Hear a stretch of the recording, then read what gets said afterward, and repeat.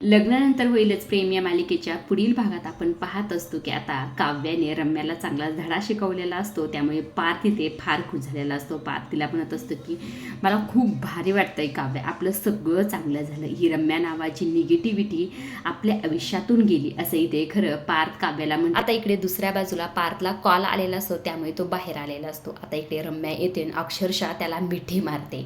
तेव्हा पार्थ तिला पडदेशीने बाजूला करतो. तेव्हा इथे रम्या म्हणत असते, आता मी तुझ्या तोंडावर सांगते, मी जर लग्न करेल तर फक्त तुझ्याशी, असं इथे खरं तर तोंडावरच रम्याने पार्थला म्हटलेला असतं. पार्थ तिच्याकडे आश्चर्यानेच पाहत असतो, एकही शब्द तिला बोलत नाही. आता इकडे दुसऱ्या बाजूला जीवानंदिनी जे काही ते लहान मुलाचं रॅकेट चालू आहे, त्याच किडनॅपिंगच्या टोळीला त्यांना शोधायचं असतं. त्यामुळे ते दोघे मिळून ते शोध करत असतात. जीवानंदिनी ते मॅप बनवलेला असतो आणि पुढचं बाळ कोणत्या आश्रमातून चोरीला होईल आणि ते बाळ किडनॅप होण्याच्या आधीच त्या ठिकाणी पोहोचायचं, असं दोघांचं इथे ठरलेलं असतं. आजच्या पुरतं एवढंच. अशा डेली मालिकेच्या अपडेट्स जर तुम्हाला जाणून घ्यायला आवडत असतील तर आपल्या चॅनलला जरूर सबस्क्राईब करा आणि रम्याचा पुढचा डाव नेमकं कसा असेल हे पाहण्यासारखंच आहे. तोपर्यंत पाहत राहा लग्नानंतर होईलच प्रेम. धन्यवाद.